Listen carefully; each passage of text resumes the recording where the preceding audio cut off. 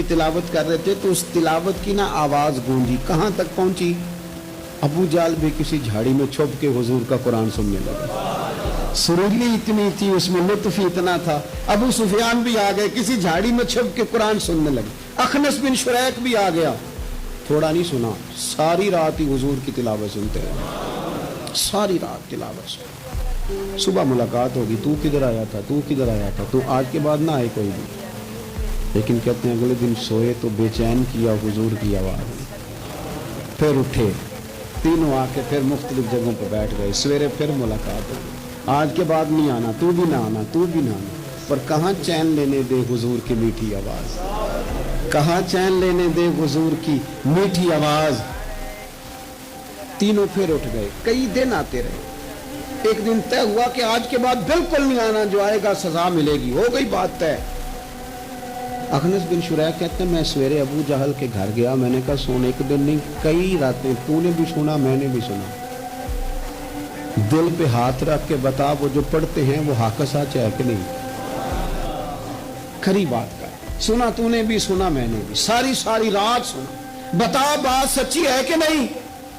تو ابو جہل کہنے لگا ایک ایک حرف سچا ہے، ایک ایک بات سچی ہے، تو مانتا کیوں نہیں؟ پھر تو مانتا کیوں نہیں؟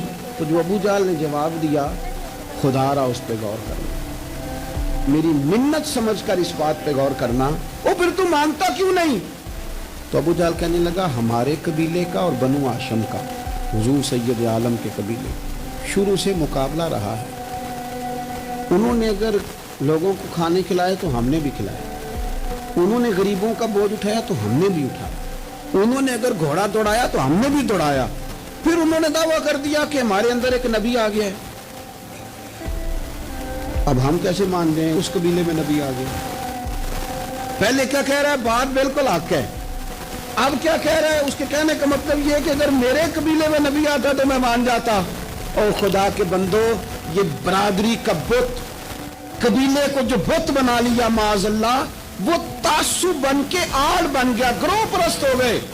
وہ کہنے لگا اس کا مطلب یہ تھا کہ میرے قبیلے میں ہوتے تو میں مان جاتا، قبیلہ دوسرا ہے، خدا را ان بتوں کو توڑنے کی ضرورت ہے۔